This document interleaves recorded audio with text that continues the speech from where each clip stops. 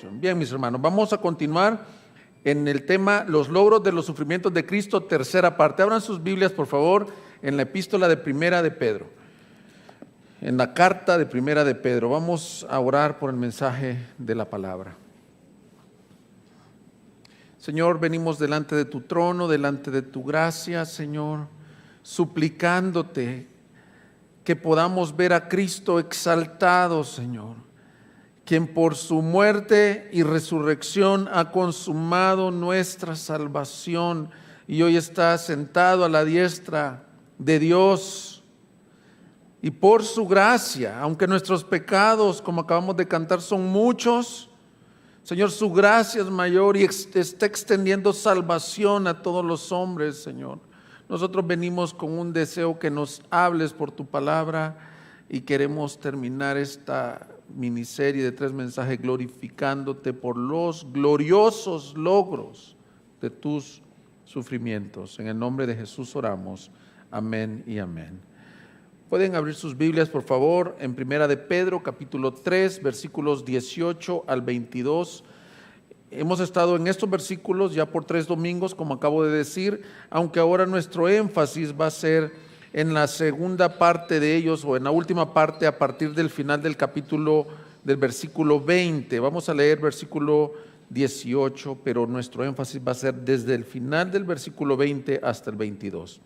Dice así la Escritura, leo de la Biblia de la Versión de las Américas. Porque también Cristo murió por los pecados una sola vez, el justo por los injustos, para llevarnos a Dios.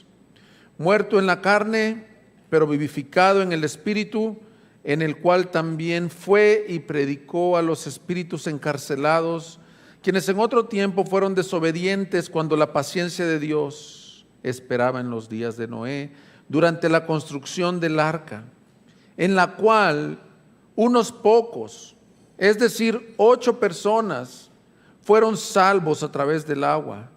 Y correspondiendo a esto, el bautismo ahora os salva, no quitando la suciedad de la carne, sino como una petición a Dios de una buena conciencia mediante la resurrección de Jesucristo, quien está a la diestra de Dios, habiendo subido al cielo después de que le habían sido sometidos ángeles, autoridades y potestades.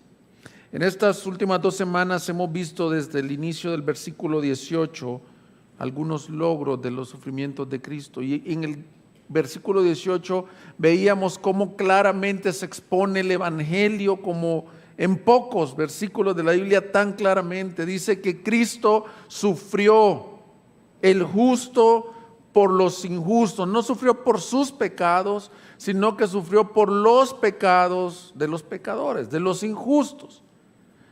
Y lo hizo con el propósito de restaurar el plan original de Dios cuando creó al hombre, que en el huerto del Edén Dios se paseaba con el hombre, caminaba con él, y dice, murió por los pecados para llevarnos nuevamente a Dios. ¡Qué bendición!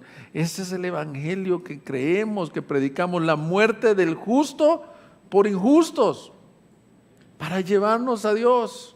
Y luego el domingo anterior decíamos que ese Cristo que murió, otro logro que veíamos es que, dice también versículo 18, fue vivificado en espíritu, resucitó. Y al resucitar, hablábamos que uno de los pasajes que ha sido difícil de interpretar, pero que el Señor nos daba este entendimiento, que fue y predicó a los espíritus encarcelados en los días de Noé. Y decíamos, ¿cómo es que fue y cómo es que predicó? Y decíamos que el Espíritu de Cristo ha estado en todos sus siervos que predican la palabra de Dios. Cristo predicando a través de Noé, Cristo predicando a través de Jeremías, Cristo predicando a través de Pedro y Cristo predicando a través de su iglesia. Y hasta ahí nos quedamos y ahora retomaremos la parte final del versículo 20, en donde dice, en la cual unos pocos, es decir, 8 personas fueron salvadas a través del agua. Yo creo que el propósito de este texto, mis hermanos, es que los lectores sean animados, así como el Señor salvó a Noé en el arca. Fíjate cuál es el propósito, que así como salvó a Noé y a su familia en el arca del diluvio, los que han creído en Cristo han de ser salvos por medio de estar en Cristo. Y la comprobación o la garantía que nos da este versículo de hoy es que Él no solo ha resucitado, sino que ha ascendido al Padre. Me gusta repetir porque me gusta que quede establecido el propósito por lo cual creo que Pedro, lo voy a decir en otras palabras, está citando el ejemplo de Noé porque quiere que nosotros, los lectores, seamos animados a ver que así como el Señor salvó a Noé,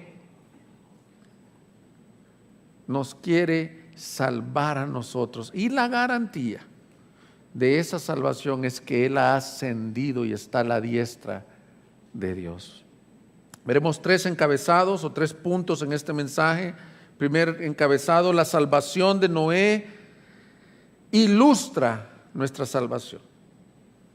Segundo encabezado: el bautismo que corresponde a esto ahora nos salva. Y tercero, la confirmación de la salvación por medio que Cristo ha ascendido. Veamos lo primero: la salvación de Noé ilustra nuestra salvación. Lo primero que comienza comentando el apóstol Pedro es la historia de esta familia de 8. Noé, su esposa, sus hijos y las esposas de sus hijos. 8 personas. Si Pedro usa la ilustración del Génesis, siempre que leemos el Nuevo Testamento y uno de los autores, ya sea Pablo, Pedro, Juan, citan el Antiguo Testamento, lo mejor que podemos hacer es ir y ver qué nos quiso decir. El propósito de Pedro al citar los días de Noé, mis hermanos, es que aprendamos, la iglesia, que aprendamos cómo fue salvo Noé y su familia y que veamos cómo lo podemos aplicar a estos días. Así que quisiera que me acompañaran al libro del Génesis, primer libro de la Biblia. Si nos estás visitando por primera vez, allá en las primeras páginas de tu Biblia, Génesis capítulo 6 es la historia de lo que Pedro está citando para que la iglesia vea cómo Dios salva. Veamos el versículo 5. Y el Señor vio que era mucha la maldad de los hombres en la tierra, y que toda intención de los pensamientos de su corazón era solo hacer siempre el mal. Es decir, los días de Noé, mis hermanos, se caracterizaban porque el hombre se levantaba, se dormía con el pensamiento de pecado en su corazón. La iniquidad, algunas traducciones o sinónimos de esa maldad puede ser llamada iniquidad, maldad, pecado. El hombre vivía, pensaba, se acostaba pensando en el pecado. Y me llama tanto la atención, mis hermanos, que Jesús, cuando describió los últimos tiempos, Él dijo que los postreros tiempos serían similares a los días de Noé. Me llama mucho la atención porque nosotros entendemos que los últimos tiempos se inauguraron con la primera venida de Cristo. Es decir, estamos en los últimos 2000 años por lo pronto de la historia. No sabemos cuántos más.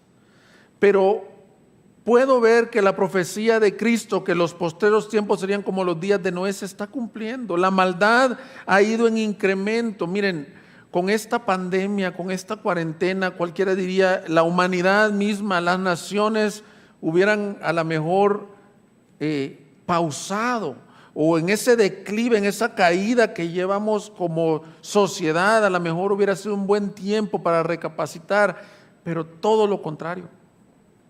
Es sorprendente que en los Estados Unidos, la nación más grande, probablemente más poderosa del mundo, en estos días de pandemia se ha incrementado el conflicto racial como nunca se había visto en años. En nuestro México, mis hermanos, en lugar de que haya sido un tiempo de quebranto, de buscar del Señor, las tasas de abuso familiar, de violencia familiar, han incrementado en la pandemia. La corrupción sigue igualita, la mentira sigue igual, la desobediencia a la palabra sigue igual. Entonces, se cumple la profecía del Señor que estaba asemejando los últimos tiempos con el versículo 5 que acabamos de leer. El hombre piensa de constante en mal. Pero yo quiero decirte algo, mis amigos, mis hermanos, el pecado es algo que Dios aborrece. Porque Dios es santo. La Biblia dice que es santo, santo, santo. Cuando la Biblia enfatiza un atributo de Dios, es porque está magnificando su santidad. Es tal su santidad que aún los ángeles que están en su presencia cubren sus rostros y sus pies, porque no pueden ante la santidad y la gloria de Dios. Por eso es que si estás ahí en Génesis todavía, el versículo 6 es un versículo fuerte, pesado, pero es lo que Dios siente con respecto al pecado, mis hermanos. Y le pesó al Señor haber hecho al hombre en la tierra. Y sintió tristeza en su corazón, y el Señor dijo: borraré de la faz de la tierra al hombre que he creado, desde el hombre hasta el ganado, los reptiles y las aves del cielo, porque me pesa haberlos hecho. Mis hermanos, eso que le pesó al Señor, o al final del versículo 6, que sintió tristeza. Otras traducciones pueden decir sintió indignación. Es lo que el pecado produce en el corazón. Ahí menciona en el corazón de Dios. Justa indignación. Y es lo que se conoce como la ira santa de Dios. La ira de Dios no es un sentimiento o una pasión irracional, como cuando tú y yo perdemos el control y nos enojamos. Nuestra ira, no sé si algún creyente pueda tener ira santa. Algunos dicen que tienen ira santa, pero usualmente nuestra ira es un descontrol en nuestras pasiones. Pero en Dios, por ser santo y por ser justo, no tolera la iniquidad. Y se manifiesta su ira contra el hombre, mis hermanos. Yo sé que para muchos que son escépticos o que no creen a estas cosas, esto les choca escuchar un Dios de ira. Yo tenía un amigo al que le hablaba el evangelio y él me decía: no, yo no puedo creer que tú me hables que hay un juicio o que hay ira, yo solo creo que Dios es amor. Mis hermanos, porque Dios es amor y porque Dios es santo y ama su gloria, no puede compartir con el pecado. Lo estamos viendo en la historia de antaño, en el Génesis. Y quiero decirte esto, igual son estos tiempos. Mira, Pablo en Romanos 1:18 nos explica un poco de por qué el hombre es acreedor de la ira de Dios. Nos da razones. Dice: la ira de Dios se revela desde el cielo contra toda impiedad e injusticia de los hombres que con injusticia restringen la verdad, porque lo que se conoce acerca de Dios es evidente dentro de ellos, pues Dios se los hizo evidentes, porque desde la creación del mundo sus atributos invisibles, su eterno poder y divinidad se han visto con toda claridad, siendo entendidos por medio de lo creado, de manera que no tienen excusa, pues aunque conocían a Dios, no le honraron como a Dios, ni le dieron gracias. Aquí Pablo nos da razones muy claras, similares a las del Génesis. Dice que el conflicto que Dios tiene con el hombre y con el pecado es el siguiente, que dice: restringen la verdad con injusticia. La ira de Dios se revela contra toda impiedad e injusticia. Impiedad es sinónimo a pecado. Se revela desde el cielo. Sé que no es un mensaje popular. Algunos dicen: si quieres llenar las iglesias no hables de esto, pero Mi interés, mis hermanos, es, como vimos el domingo anterior, ser pregonero del Evangelio, como Noé pregonó afuera del arca: arrepiéntanse que viene un diluvio. Entonces, discúlpame si no soy tan popular, porque también tengo esta esperanza. Vimos el domingo anterior que el Señor les dijo: el que a vosotros los rechaza, a mí me rechaza. Y el que a mí me rechaza, rechaza al que me envió. Creemos que cuando la palabra es expuesta, ustedes me pueden rechazar a mí, pero yo no soy nadie. Si tú eres un invitado, un amigo, alguien que nos sintoniza por primera vez, te quiero decir que tus pecados, y quiero hablarte de esto, mis pecados, los que estamos aquí en la iglesia, también nuestros pecados merecían la justa y santa ira de Dios. Porque ¿cómo podríamos definir la ira de Dios? La justa indignación de Dios con el pecado. Sé que no es popular, pero es la verdad, mis hermanos. Así que, queridos jovencitos, niños que nos acompañan, el día de hoy sentimos también proyectar el video, como lo hicimos al inicio de la pandemia, de la clase de la escuela dominical. La maestra Betty la estuvo impartiendo porque tocaba el tema la paciencia de Dios en los días de Noé. Entonces, si no pudiste verlo, se publicó a las 8:30, pero queda en nuestra página de YouTube. Los animo a que lo puedan ver y que los niños puedan entender esto, la paciencia de Dios. Porque estamos aprendiendo ahorita de Noé, el ejemplo. Pedro lo cita. Y ya vimos que el pecado produce la justa ira del Señor. Pero mira el versículo 8, mis hermanos. Contempla el Evangelio en el Génesis. En medio de la justa ira del Señor, Dios tuvo misericordia de la humanidad y diseñó un método de salvación. El método fue el arca, escogiendo a Noé y a su familia para que predicaran salvación. Mira el versículo 8, qué hermoso. Mas Noé, ¿qué dice que halló? Halló gracia ante los ojos del Señor. Y es que todos los pecadores merecemos el juicio. Y si estamos aquí, ¿sabes por qué es? Porque hemos hallado gracia. No es mérito propio. El que te habla no tiene algún mérito especial para que él haya podido poner su fe en Cristo. No, es la gracia de Dios. Eso es lo que Noé halló. Mira el versículo 13 en Génesis 6. Entonces Dios dijo a Noé: he decidido poner fin a toda carne, porque la tierra está llena de violencia por causa de ellos, y he aquí que voy a destruirlos juntamente con la tierra. Ahora mira la gracia de Dios, versículo 14. Hazte un arca de madera de ciprés. Harás el arca con compartimientos y la calafatearás por dentro y por fuera. ¿Cuál es el arca? Salvación. ¿Cuál es la gracia? Salvación en medio del juicio. Mis hermanos, por más está decir que muchos piensan que el Génesis es una fábula o que no es verídico, que es como una ilustración. Para los lectores de Primera de Pedro, esta era una historia entendible inmediatamente, pero lo más tremendo es que a través de todas las culturas tenemos pruebas arqueológicas y tenemos pruebas culturales. Todas las culturas hablan que hubo un diluvio universal. Y tenemos pruebas arqueológicas. Tú ves a veces ves algunos fósiles en medio de los desiertos y dices: esto no es un cuento, mis hermanos. Aquí podemos ver la gracia y el Evangelio desde los días del Génesis.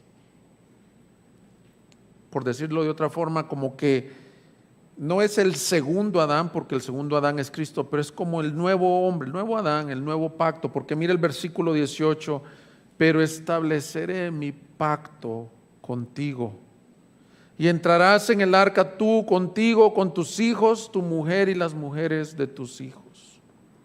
Entonces puedes ver, mis hermanos, la gracia de Dios en medio del juicio. Cómo Dios les dio el arca, le dio instrucciones y le dijo: predica, anuncia. Y él lo hacía por 120 años y se burlaban de él. Y la gente pensaba que estaba loco, a lo mejor el barco ahí en medio del desierto. Nunca había llovido en la tierra. Dice que el Señor hacía subir como una nube de la tierra misma, una irrigación celestial. Entonces era una locura. Así como en estos tiempos el evangelio es locura para los que se pierden. Ahora entiendes por qué en el contexto de la epístola de Pedro, Pedro les menciona estas cosas y les dice: ustedes estén preparados para dar defensa si alguno les pregunta razón de su fe. Los llama al evangelismo y entonces les cuenta la historia de Noé. ¿Por qué? Porque Noé sufría burlas, como la iglesia sufre burlas. Fanáticos, locos, fundamentalistas, lo que sea que nos llamen. Pero lo que podemos ver, mis hermanos, es la gracia de Dios. Noé no fue un hombre especial. Mucho cuidado, maestras de escuela bíblica, maestros de escuela dominical. Cuando enseñamos a los niños a veces decimos: sean como Noé, él fue muy obediente. No, lo que Noé encontró fue gracia, encontró favor. Pero hay otra enseñanza: fueron salvos por fe. ¿Cómo sabemos que fueron salvos por fe? Tuvieron que creer que el método de salvación era el arca. Y su fe se vio en una respuesta en construirla, en anunciarle al otro y meterse en el arca. Todos sabemos que la fe misma es un don de Dios. No es producida porque uno sea muy bueno, porque creció en un hogar religioso. No, es un don de Dios. Pero es bien evidente cuando uno responde en fe. La fe de alguien se ve, pero en ese tiempo, mis amigos, era poner la fe en el arca como método de salvación. Yo quiero hacer un llamado a salvación en este momento. Si tú nos estás sintonizando, es primera vez que oyes, o quiero decir algo más, si tienes años en la iglesia, porque me encantó de una hermana que me compartía el testimonio que tenía años, creció en la iglesia y un día se sentó aquí y Luis estaba predicando esto mismo y él dijo: no importa los años que tengas en la iglesia, lo que te hace salvo es haber puesto toda tu fe en Cristo Jesús. Y ese día esta hermana recibió convicción y arrepentimiento. Tú puedes tener años en la iglesia, pero si tú no has puesto toda tu fe, te has tirado de lleno en los brazos de Cristo como único Salvador. La palabra en el Nuevo Testamento para fe es un griego que se dice pistis, que la mejor traducción puede ser confianza. Confianza como si te estás ahogando y esa es la única tabla o balsa en el mar o en el lago que te estás ahogando. Eso es la fe que salva, creer en Cristo de todo corazón. Así que nosotros anunciamos a Cristo y te decimos que la ira de Dios está sobre el pecado. Pero tú puedes ser libre de la ira de Dios, salvo de la ira de Dios, si pones tu fe en Cristo, si corres a Él. Porque la Escritura dice que cualquiera que viene a Él, Él no le echa fuera. Clama este día y dile: Señor, sálvame, ten piedad de mí. Dice que el publicano se golpeaba el pecho y decía: sé propicio a mí, pecador. Necesitas reconocerte pecador para alcanzar la gracia también del Señor. ¿Sabes qué es lo hermoso? Que Él es el que produce el querer como el hacer. Mientras yo estoy predicando, si tú estás sintiendo convicción, ¿sabes qué es? El Espíritu Santo está convenciendo de pecado. Ven a Cristo. Porque excepto 8, me llama la atención que Pedro dice: sino unos pocos, 8. Todos los demás, los millones o billones, no sabemos cuántos habían, no obedecieron ni creyeron a la palabra. Hasta que se cerró la puerta y empezó el diluvio. Si tú has creído en Cristo, estás en Él y estás aquí adentro, pero no es porque somos mejores que los que están afuera. ¿Qué tienes que no hayas recibido? ¿Qué te distingue? nada. Yo pudiera estar allá afuera perdido en mis pecados, actuando inicuamente, si la gracia de Cristo no se hubiera manifestado en mi vida. Por eso es que este canto hermoso se me salían las lágrimas, y les digo a los muchachos que están cantando muy bien, tocando muy bien, pero no es por sus voces, es por las verdades que estamos cantando. ¡Qué amor es el que mis pecados borró! Y lo estaba escuchando esta mañana en inglés, esa es una traducción que tenemos. En inglés dice que los tiró a un mar que no está pues bajito el mar y que no tiene playa.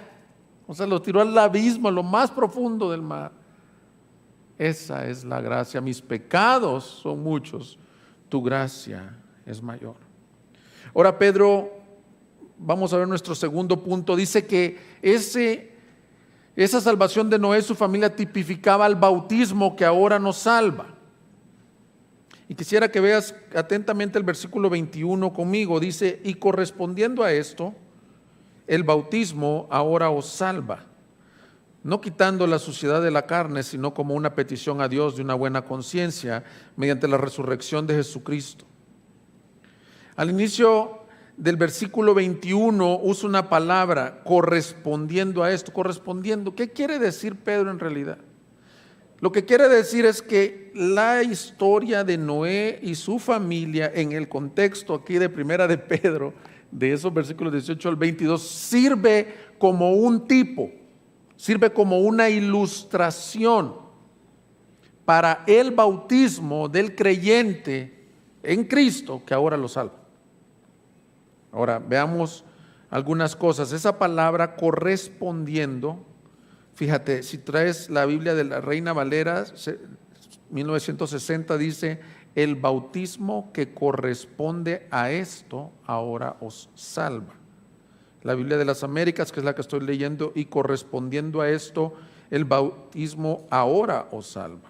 La palabra correspondiendo es una palabra griega que significa, que es antitipos. Quiere decir que hay un tipo y que es el molde o el ejemplo, y hay un antitipo que es de donde se copió o es como una figura. La figura y lo calcado. Entonces dice, el bautismo que ahora os salva fue tipificado por la salvación de Noé y su familia. El único otro lugar que se encuentra esa palabra antitipo en el Nuevo Testamento es en Hebreos 9:24, y esto nos ayuda a ver un poquito más lo que estoy diciendo. Mira, dice así, Hebreos 9:24, porque Cristo no entró en el lugar santo hecho por manos, una representación, un antitipo del verdadero, sino que entró al cielo mismo para presentarse ahora en la presencia de Dios por nosotros. ¿Qué estaba diciendo aquí el escritor de los Hebreos? Que el templo o el tabernáculo del Antiguo Testamento era una representación del verdadero tabernáculo o del verdadero templo, que es, ya lo vimos en esta serie, Cristo es el templo, Cristo es la ofrenda, Cristo es el sacerdote, y dice que Él entró a los cielos. Entonces el tabernáculo nos servía como una representación del verdadero. La historia de Noé, ahora me entiendes lo que quiere decir, nos representa la salvación de la iglesia por medio del bautismo. Ahora, ya que menciona Pedro el bautismo y pareciera que se está refiriendo al bautismo en aguas, creo que hay dos preguntas muy importantes a responder en este mensaje que surgen de ese texto. La primera es la más obvia, ¿qué es el bautismo? Y la otra, pues por la frase que dice en el versículo 21, es, ¿este nos salva? ¿Nos salva el bautismo? Ahora, quiero contestar en esta sección estas dos preguntas, confiando en la gracia de Dios, hacerlo claro, hacerlo sencillo y basándome en lo que dice el texto. Contestemos a la primera, ¿qué es el bautismo? La palabra utilizada ahí es sumergir o inmersión, y es una palabra que mayormente se usaba en los escritos pues del Nuevo Testamento. Es como una nueva palabra, baptizo, sumergir o inmersión. Por lo tanto, se entiende que es en un líquido, que usualmente era el agua. Dice que el diluvio, la salvación de la familia de Noé, tipifica la salvación de los escogidos. Entonces, quiero explicar un poco qué es el bautismo. De acuerdo a la enseñanza del Nuevo Testamento, el bautismo de un creyente comienza con su nuevo nacimiento.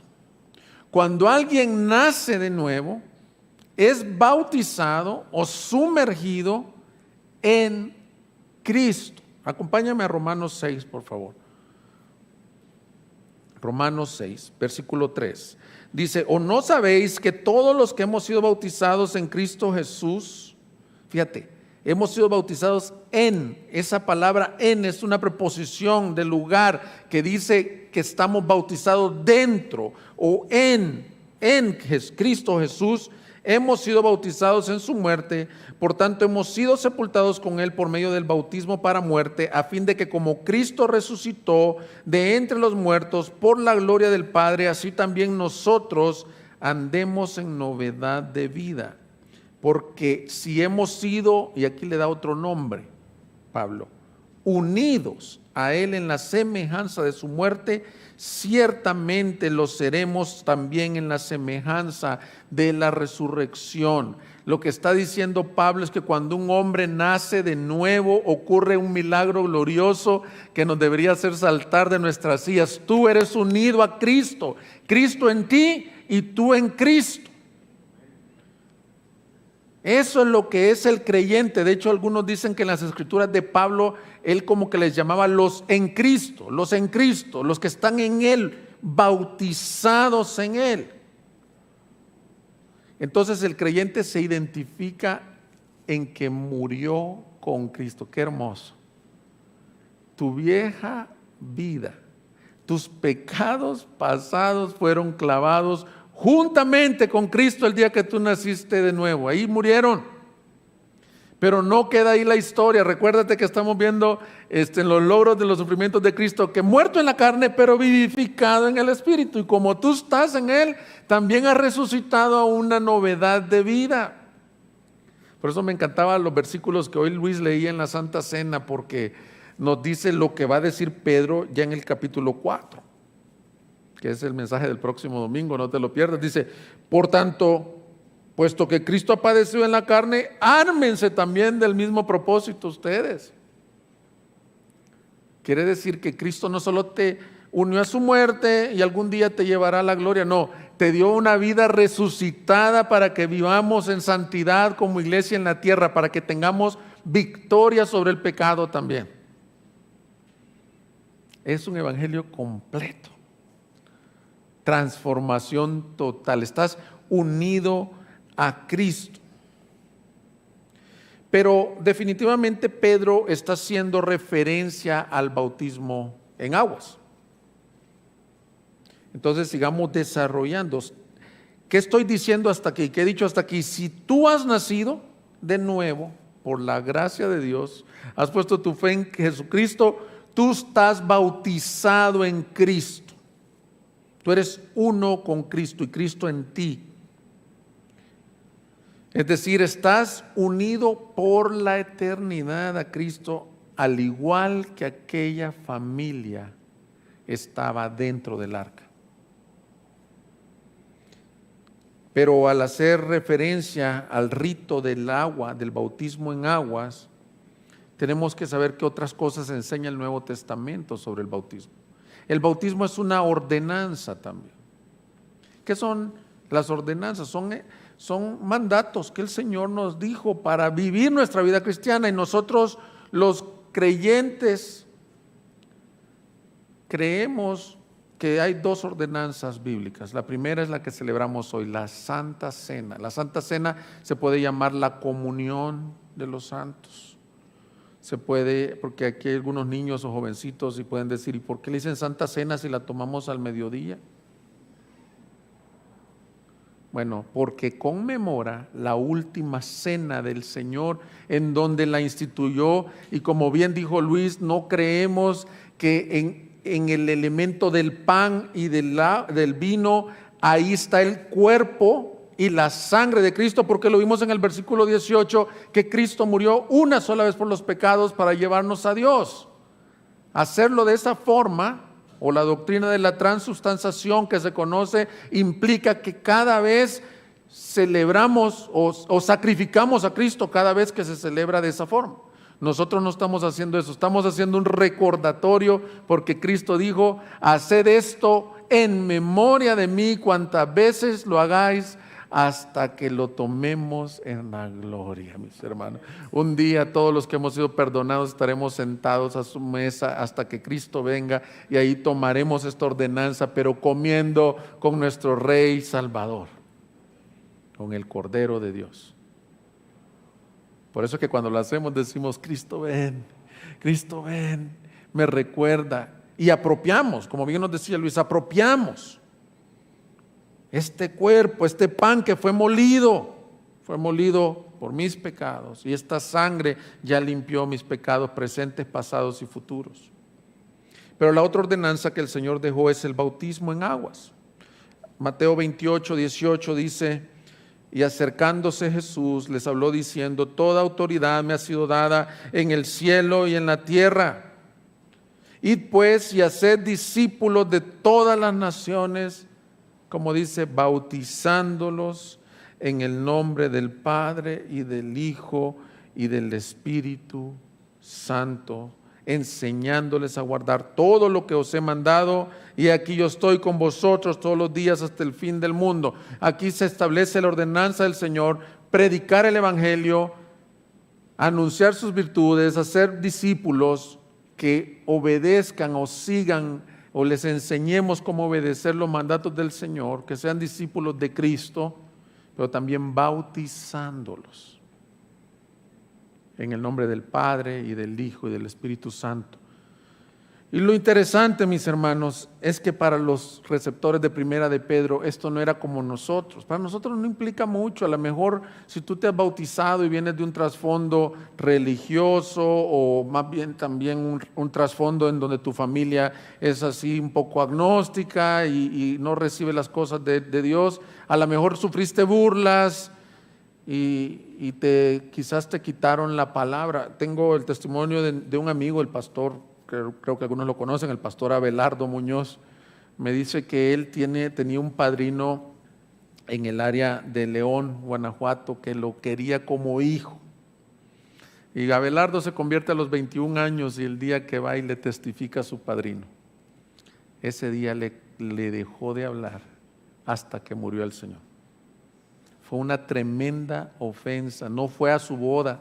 Dice que este padrino solo tuvo hijas, y a él lo quería como su hijo hasta ese día. Para muchos eso implica el bautismo, pero para los receptores de la carta, el bautizarse representaba públicamente decir: estoy identificado con Cristo, a costa probablemente de sus vidas. No era algo sencillo. Entonces, ¿qué es el bautismo? Como con todo lo que he dicho, es una ordenanza, pero es el bautismo en Cristo. El bautismo, mis hermanos, es la inmersión del creyente en agua en el nombre del Padre, del Hijo y del Espíritu Santo, para representar su nuevo nacimiento, muerte al pecado y nueva vida al estar unido en Cristo. Es la representación externa de lo que ya ha ocurrido internamente, de estar unido con Cristo. O sea, es públicamente diciendo: yo soy de Cristo. Ahora, la segunda pregunta que estaremos respondiendo es: ¿el bautismo nos salva? Porque pareciera que Pedro dice en el versículo 21, llama poderosamente la atención correspondiendo a esto: el bautismo ahora nos salva. La salvación, mis hermanos, Pedro no está negando todo lo que ya enseñó en la carta. La salvación es solo por Cristo.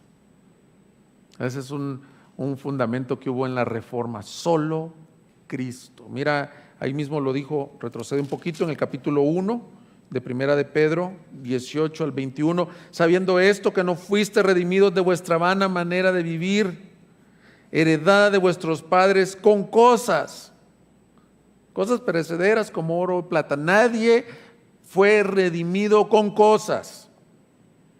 Aquí dice ni oro ni plata. En la edad medieval se pensaba que por pagar una indulgencia alguien podía comprar la salvación. Hoy ya no se tiene ese pensamiento, pero se tienen otros pensamientos. Si yo soy un ofrendador, si yo me porto bien, si yo soy generoso, si yo me congrego, si yo soy de tal o tal denominación, si entiendo de esta forma o de esta otra forma las doctrinas, si soy bautizado o no. Pero Pedro dice, no fuiste comprado con oro, con plata, con cosas. Versículo 19, sino con la sangre preciosa, como de un cordero, sin tacha y sin mancha, la sangre de Cristo.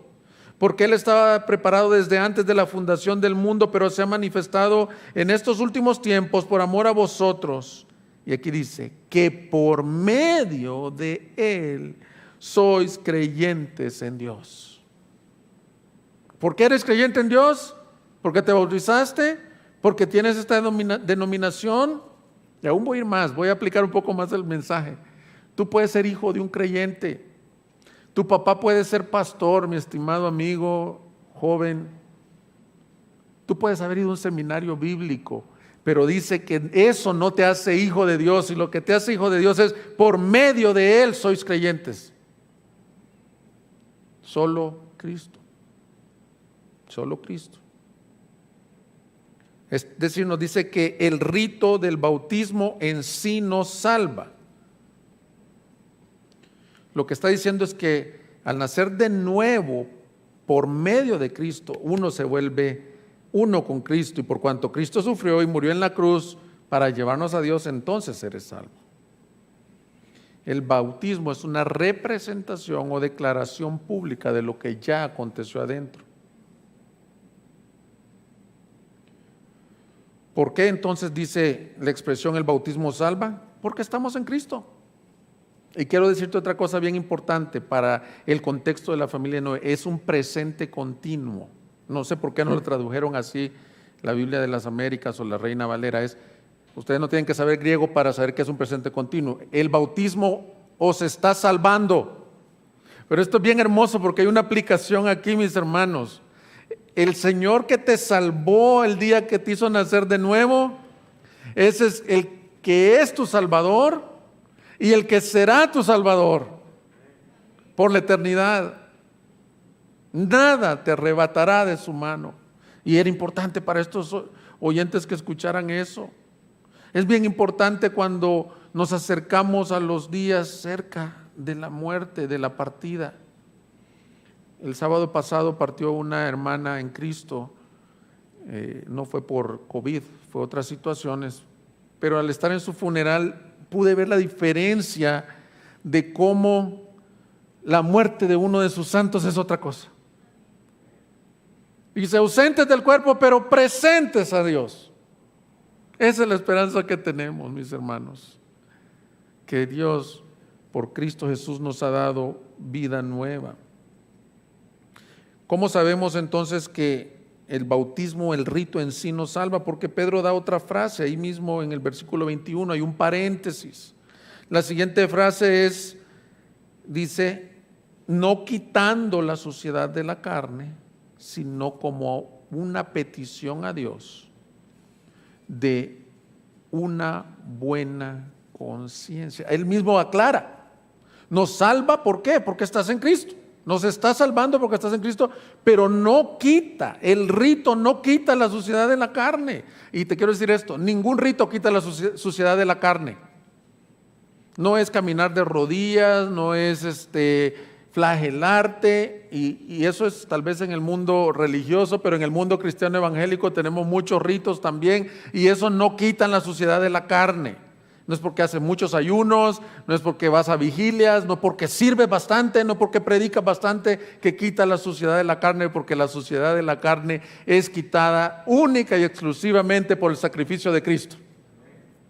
Como alguien ha dicho, si tú metes al agua bautismal a un pecador no arrepentido, sacas del agua bautismal a un pecador no arrepentido mojado.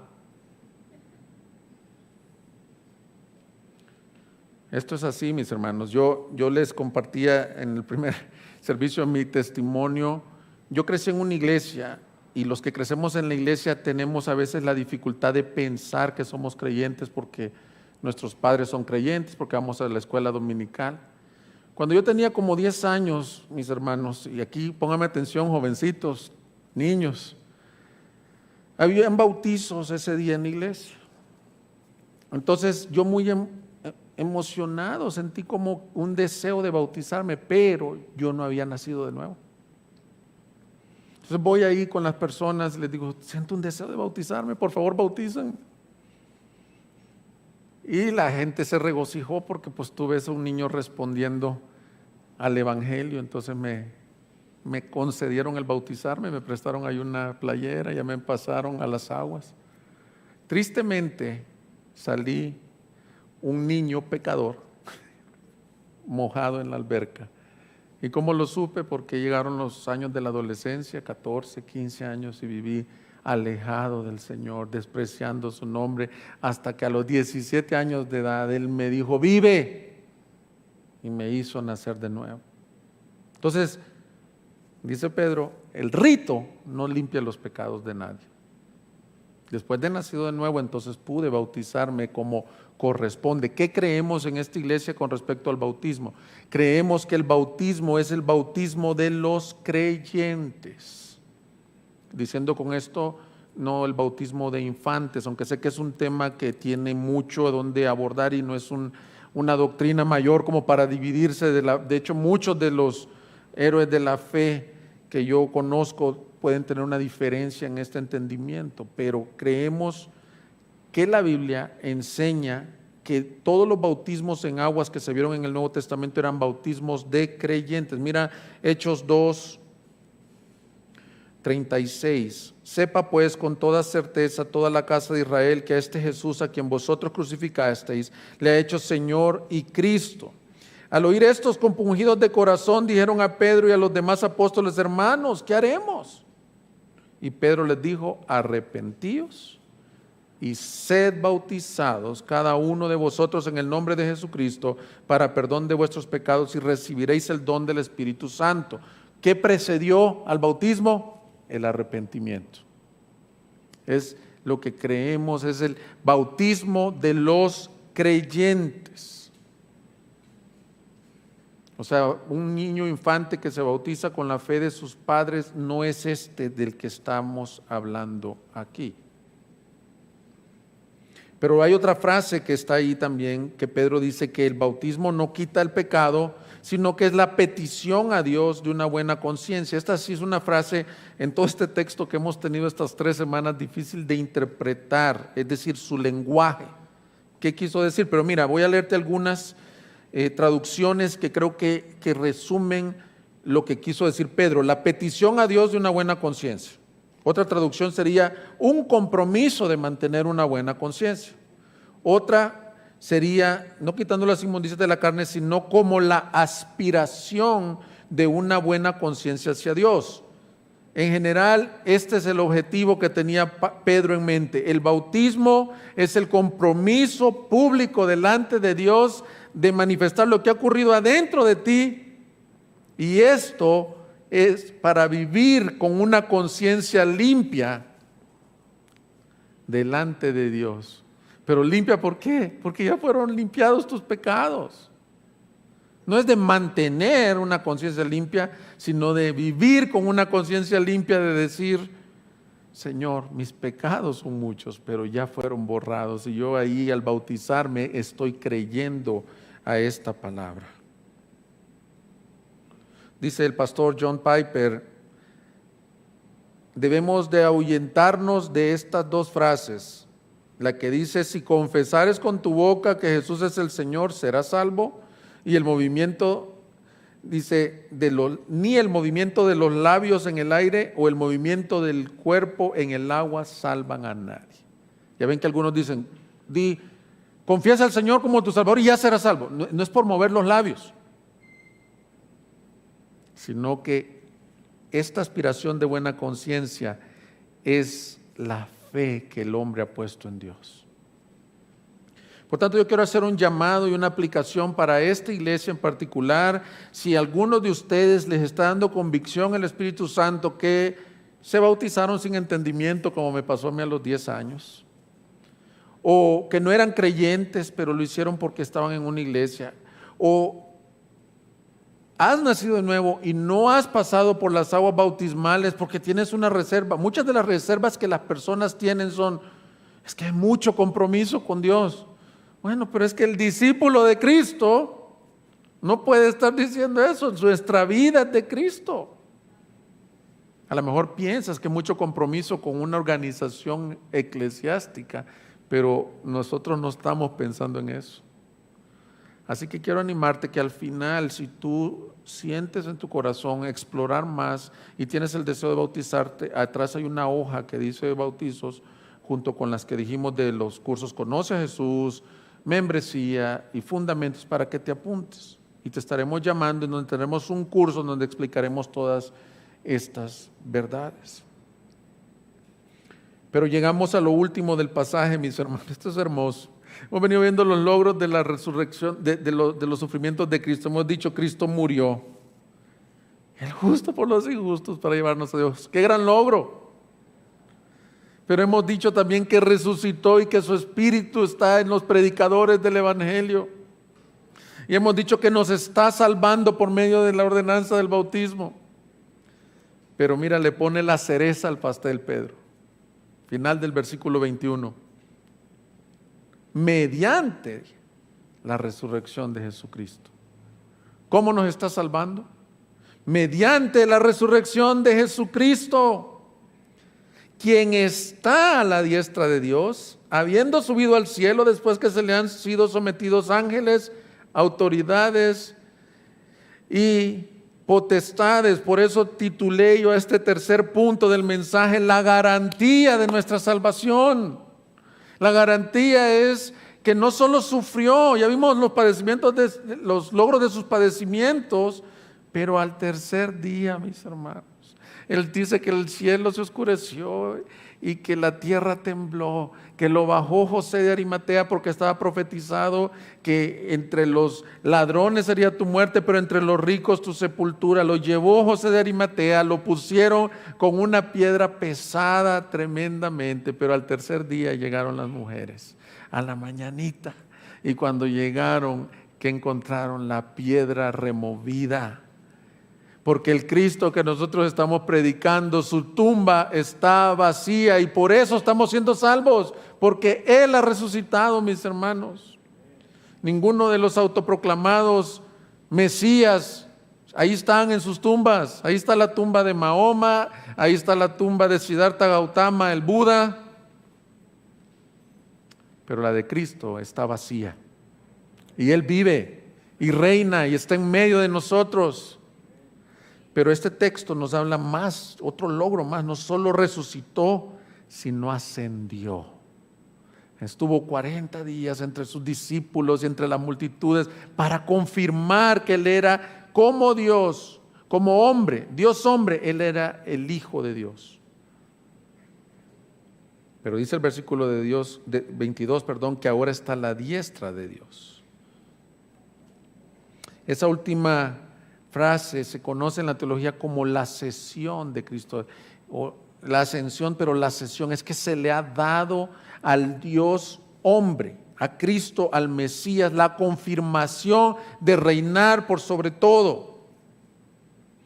Dijo en Juan 17, Jesús mismo dijo en el versículo 1, estas cosas habló Jesús y alzando los ojos al cielo dijo, Padre, la hora ha llegado, glorifica a tu Hijo, para que Él te glorifique a ti. ¿Cómo lo iba a glorificar? En la cruz. Por cuanto le diste autoridad sobre todo ser humano para que dé vida eterna a todos los que tú le has dado. Y esta es la vida eterna, que te conozcan a ti, el único Dios verdadero, y a Jesucristo a quien has enviado. Y mira lo que dice, yo te glorifiqué en la tierra, habiendo terminado la obra que me diste que hiciera. Y ahora glorifícame tú, Padre, junto a ti, con la gloria que tenía antes que el mundo existiera. Y eso es lo que está haciendo referencia Pedro. Él siempre ha sido Dios, 100% Dios, 100% hombre. Pero al venir a la tierra y consumar la obra, consumado es, ahora le dice, ahora vuélveme a la gloria que yo tenía, como el Hijo de Dios. Él es superior a todo. Hebreos nos dice que Él es superior a los ángeles. Él está por encima de todos. En este tiempo, mis hermanos, queridos jóvenes, que nos deslumbramos por la gente exitosa. Tenemos muchos modelos, los deportistas, las grandes modelos, las señoritas las quieren imitar, los jóvenes quieren ser como aquel actor o como aquel gran millonario. Jesús se ríe de ellos, dice, Él está exaltado sobre todo. Filipenses 2 dice, por cuanto no estimó el ser igual a Dios, sino que se despojó a sí mismo, se hizo semejante a hombre y como hombre obediente hasta la muerte, el Señor lo ha exaltado y le ha dado un nombre que es sobre todo nombre, para que ante el nombre de Jesús se doble toda rodilla de lo que está en el cielo y en la tierra y debajo de la tierra. Y eso voluntaria o involuntariamente, pero la iglesia tenemos el privilegio de adorarle. Y de decir, yo voluntariamente doblo mis rodillas, me postro ante el Rey, que dice aquí que ahora está sentado a la mano derecha de Dios. Es una posición, obviamente es una figura también. No es que está solo ahí, Él está en todo lugar porque Él es el Rey del universo. Pero lo que quiere decir es que Él tiene la autoridad. Dice ahí que se le dieron dominios sobre potestades, sobre demonios. ¿Qué te aqueja a ti? ¿Tu problema, tu situación financiera? ¿O piensas que el coronavirus es el que reina? Cristo reina, mis hermanos. Él está sentado a la diestra de Dios en este momento y eso confirmó nuestra salvación. Pues tú puedes estar seguro. La voy a hacer para llegar al cielo. No te preocupes por ti. Si por ti fuera, el primer día te hubieras desligado de Cristo. Tú vas a ser salvo. Porque Él está a la diestra de Dios y porque Él reina. Salmo 110:1 dice así, dice el Señor a mi Señor, siéntate a mi diestra hasta que ponga a tus enemigos por estrado de tus pies. Cuando Cristo subió al cielo, se cumplió esta promesa. Dice Hebreos 1:3, Él es el resplandor de su gloria y la expresión exacta de su naturaleza y sostiene todas las cosas por la palabra de su poder. Después de haber llevado a cabo la purificación de los pecados, se sentó a la diestra de la majestad en las alturas. ¿Cuándo? Después que pagó todos esos sufrimientos. Ahora, ¿te das cuenta qué salvación tan gloriosa tenemos? Quiero concluir el mensaje diciéndote algunas implicaciones para la iglesia, mis hermanos. Imagínate ahora los sufrientes, los esparcidos, los que se burlaban de ellos por predicar el evangelio, los que probablemente los echaban a los coliseos oyendo esto. Dios preservó a Noé cuando vinieron las tempestades, las olas fuertes del juicio, de la ira de Dios cayeron sobre el arca. Pero yo te quiero decir que ahora ya no es un arca. Ahora es una persona que fue a la cruz y toda la ira que tú y yo merecíamos, todos los pecados que tú y yo hemos hecho que merecían ese juicio fueron sobre Cristo nuestro Salvador. Y esa es la esperanza de este mensaje, que es de Cristo que murió, resucitó y está ahorita en los cielos y promete para la iglesia que así como Él subió, también nosotros subiremos y reinaremos con Él. 1 Tesalonicenses 4:17, entonces nosotros los que estemos vivos y que permanezcamos seremos arrebatados juntamente con ellos en las nubes al encuentro del Señor en el aire y así estaremos para siempre con Él. Mis hermanos, el Señor quiere que estemos con Él. Él vive, Él reina, Él es tu Salvador. ¿Estás en el arca? ¿Estás en Cristo? Vamos a adorar. Vamos a terminar con este canto precioso que dice: la salvación es del Señor. Búsquenos en Facebook y YouTube como Iglesia Gracia Soberana Guadalajara y visita nuestra página de internet igsg.org.mx y disfruta de este y otros mensajes. Visítanos, estamos en Avenida San Luis Gonzaga, 5114, Zapopan, Jalisco, México. Estaremos felices de recibirte.